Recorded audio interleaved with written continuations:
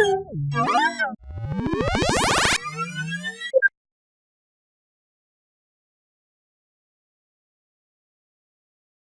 what is going on guys, it's me Diadi and welcome back to a new video on my channel. So in this video we are gonna take a look at Samsung Experience 9.5 ROM for the Asus Zenfone Max Pro M1. Now this ROM has been ported from Samsung Galaxy A6s, which is a mid-range smartphone, but it's a China-only smartphone. Now the fact that it is a mid-range smartphone and it's also a China-only smartphone means the UI is a bit different from what you find on other Galaxy smartphones.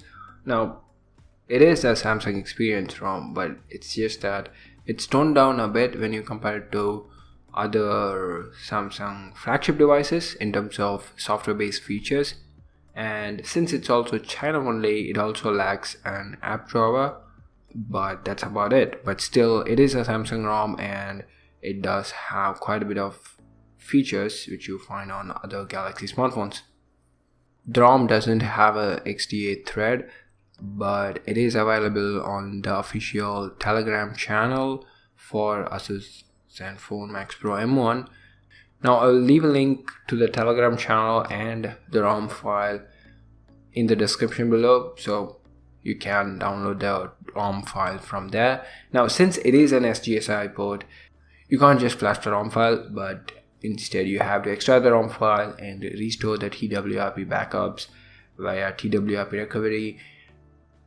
Now if you haven't installed a SGSI port ROM before and you wanna know the whole installation procedure, I would suggest you to check out my previous video, which is on the Hydrogen OS port ROM for the Asus Zenfone Max Pro M1, which is also an SGSI port, and I have covered the whole installation process in detail in that video, so you can just check that out if I do it on this video as well. This video will end up being crazy long, so I don't want to do that, so just check my previous video for the whole installation procedure of this ROM.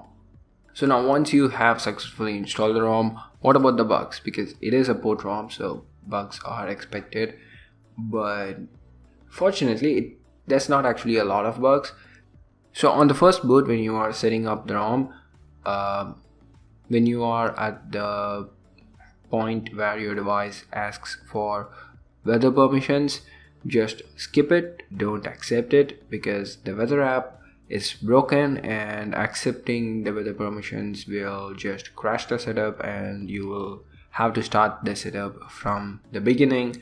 So just don't accept the permissions for the weather app during the initial setup process.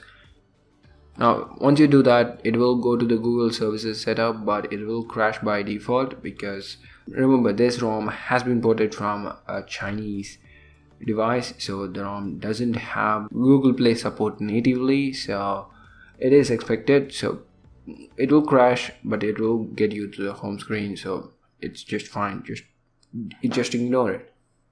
Now once you're at the home screen, you will find this widget, which is the weather widget, and like I said before, the weather app doesn't work and therefore the weather widget also doesn't work, so just remove it and instead use this normal clock widget, so it works just fine. Now apart from that, you will also probably experience some micro stutters on your first boot, like while you are flicking through the user interface, you might find some micro stutters and UI lags from time to time, but after you start using your device a bit more, after you set it up completely, and after about a day or so, the UI lags will just disappear. At least that's what happened to me. I've been using this ROM for like 2 days or 2 or 3 days probably, and I'm not facing any UI lags anymore. It's really smooth now. So yeah, that's something to remember. If you find your device lagging on your first boot, just ignore it, it will go away on its own. So what other bugs does it have? So under display settings, the font and screen zoom option, it just doesn't work. If you try to open it, the settings app just crashes, so yeah, it doesn't work. And that's it. There's no other bug. Everything else works just fine. as I said earlier, I've been using this ROM for more than 2 days and I haven't found any other bug. So now in terms of features, it does have quite a bit of features. So to begin with, in the notification shade, you can find the capture screen option, which either takes a screenshot or records your screen depending on whatever you want to do. And there's also the gaming mode option, which does all of these: free up space, block accidental touches, eye mode, do not disturb, network speed save, gaming keyboard. I didn't personally use it because I didn't personally find it useful, so but it's there if you want to use it. And then the blue light filter, it works absolutely fine, and it also has an intensity toggle like this one, and it also works. You can adjust the intensity of the blue light, and it also has a lot of power saving options. Like it's turned off now, but you can turn it on to middle or max, and depending on whatever you choose, it disables a lot of stuff to increase your battery life. But personally, this device has 5000 mAh battery, and I did not have a need for turning on the power saving options because the battery life is also really great on this ROM. There's no idle drain or something like that, just draining your battery in the background. It's solid.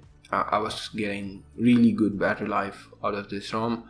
And there's also this Red Assistant, which is a Chinese assistant, and it doesn't work because the developer removed it probably.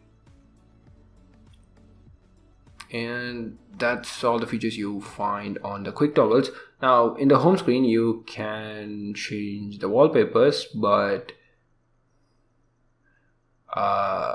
if you set a wallpaper and once you restart the device, the wallpaper gets resetted. So that's a bug, I guess, which I forgot. And under the themes option, there's no themes. There's just the default theme which has been applied, and there's no other themes, and there's no theme store as well. So there's no way you can get a different theme. I did try sideloading Samsung themes, but none of the methods worked. I would say this ROM lacks theme support because the themes option is just there. It's not doing anything. And like I said before, since this is a Chinese ROM, there's no app drawer. Everything just goes in the home screen. Of course, you can replace the launcher with a normal launcher or something, and you'll get an app drawer. And another thing which I want to tell you is that there's this option to enable auto hide for navigation, like this dot thingy. If you double tap it, your navigation bar will just hide, and you have to swipe up to bring it up, and you can double tap on it. You can double tap on the dot icon once again to make it visible again. So that's kind of really handy. Now moving on to the settings app, under display settings you will find adaptive brightness, blue light filter again, fonted screen which doesn't work, and home screen where you can tweak some aspects of the home screen, the app grid, icon badges and stuff. There's also an easy mode if you want like huge icons on your home screen. You can turn it on. Under status bars option, you can enable battery percentage and network speed indicator, and believe me, network speed indicator is really handy. And under navigation bar options, you can tweak your navigation bars. You can change the layout whichever way you want. You can also select on which app the navigation bar should hide on its own or something like that. But honestly, this thing is really useful. So I did not find the navigation bar tunables option to be that useful. And yeah, that's about it under the display settings. Moving on to advanced features, we have Smart Stay, which probably uses the front camera to keep the display awake. So yeah, that's gonna drain your battery like crazy. And then there's App Lock, which works absolutely fine, which I did use for some time, but I disabled.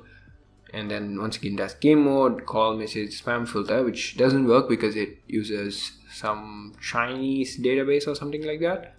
And then there's the one-handed mode, which you can enable by doing the gesture thingy. This thing doesn't work. Fingerprint sensor gesture, I tried, it doesn't work. Quick launch camera works. Device assistant app, it's the red assistant which we saw earlier, it doesn't work. And then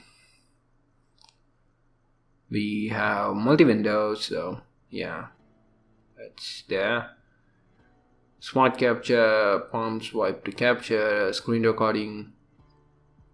And then we have direct call, which uses the proximity sensor to make a call once you raise the smartphone up to your cheeks.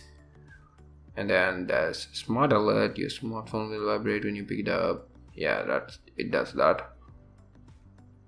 And then there's easy mute, which silences the smartphone when you flip it on your desk, so that's useful as well.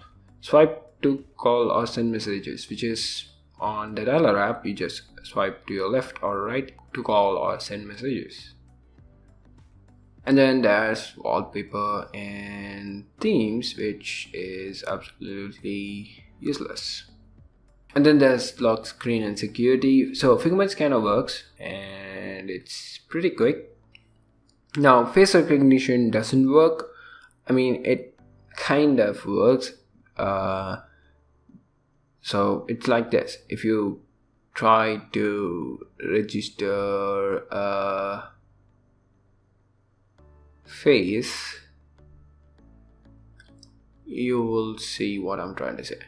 It just inverts everything, so yeah, you can't really register a face. So yeah, face unlock doesn't work. So and under clock and face widgets, you can change the clock style, whichever you want it. I like the default one, but there's quite a bit of options for you to choose from. And then there is face widgets, which is the one you find on the lock screen when you swipe on the clock. If you have a music player running in the background, you will get music controls right there, and you can probably add your next alarm and today's schedule and all the stuff to that place as well. And that's about it. So yeah, that's all the features you get on this ROM. Now moving on to the camera. So first of all, by default, you can't shoot any pictures. All your pictures will be blurry. So you just have to go to the settings and change the picture size to 16:9. So by default, it will be at 4:3 at this one. When it is in its default settings, all the pictures will just turn out blurry, so you just have to change the settings to 16:9. And after doing that, your rear camera will work just fine on auto mode. And on live focus, you can change the blur thingy. It actually works on the preview, but if you try to click a photo, it crashes. So yeah, live focus doesn't work. I mean, it works on the preview screen, but you can't actually take a picture with it. And then there's quite a bit of other modes like stickers and stuff, but the single-handed mode doesn't work. So yeah, that's another thing that doesn't work. And then there's the Beauty, Pro, and Panorama, which are pretty much self-explanatory. But honestly, you shouldn't be using the stock camera just because there's a lot of things that's broken. And there's also this zoom option. And surprisingly enough, it actually works. You can zoom on by just sliding on the slider, and it works. Video recording also works. But unfortunately the front camera works, but your picture will just end up blurred and grainy irrespective of whether you change the settings or not. So camera situation is really bad, as you can see. But So what? We'll just install GCam, right? Well, not really, because GCam by default doesn't work. It also crashes. So to get GCam to be working, go to Play Store and search for build prop editor, and you should get this one by Jeremy and install it. Open the build prop editor app and grant it root access.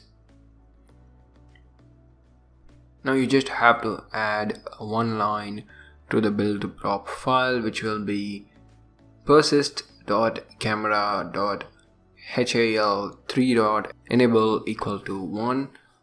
So I'll just leave the build prop line in the description below, so check it out when you are doing it yourself. And once you do that, just select save and exit, and then just reboot your device.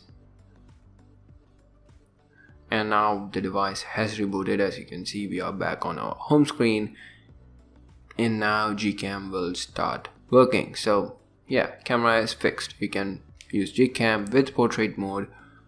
So there's not really a lot of bugs on this ROM, and it is very stable, fast, fluid, has great battery life, as good as the Asus stock ROM. So it's definitely daily driver material. Yes, it does need a little bit of tweaking around to get everything working, like the GCam needs a bit of work to get it working, but apart from that, once you set it up and start using, it's just, you can just forget about it and it will work just fine for you. I personally am still using this ROM on my device, and yeah, it's a new experience. It is Samsung experience. So if you want something new and if you want something to be used as your daily driver, it's definitely something worth checking out. So yeah, that's it for this video, guys. If you found this video useful, well, you know what to do. Just go down and hit the like button and share it with your friends. But if you do want to see more of my content, please do consider subscribing and turning on the notifications as well. And I'll see you guys later.